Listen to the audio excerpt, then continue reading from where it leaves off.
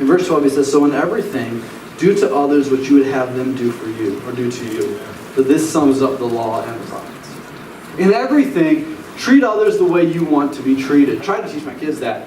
And one time, I think it was Dante, and he did something, like he got mad at his brother or something, like hit his brother or something. I was like, hey, what are you doing? What are you doing? You can't treat people like that. Remember, what's the golden rule say?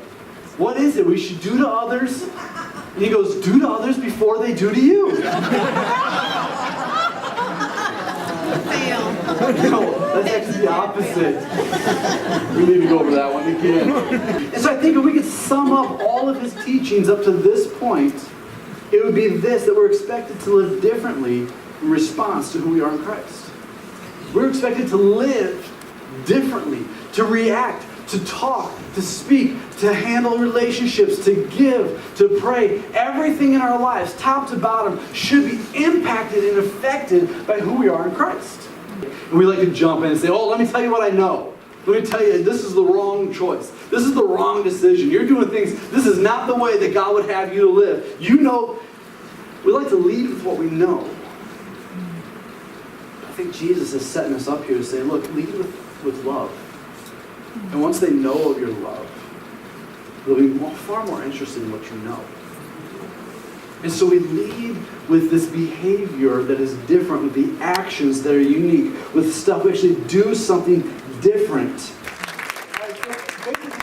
Who in this room has kind of been that model, that example, that wisdom, whatever that is in your life, and kind of encouraged you? First of all, there's many of you, and we know that.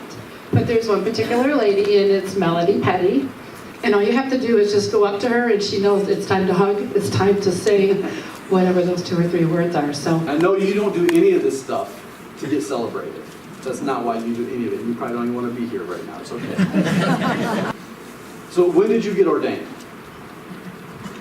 No, you're not ordained. Oh, okay. So tell us about the time like God, like the angel of God just showed up and said, you should be nice to her. That didn't happen either. So there wasn't like this divine ordaining moment that was just like, go be Jesus to people. No. I can guess. You say, this is the way Jesus is treating me. This is the heart he's given me to love others with, right?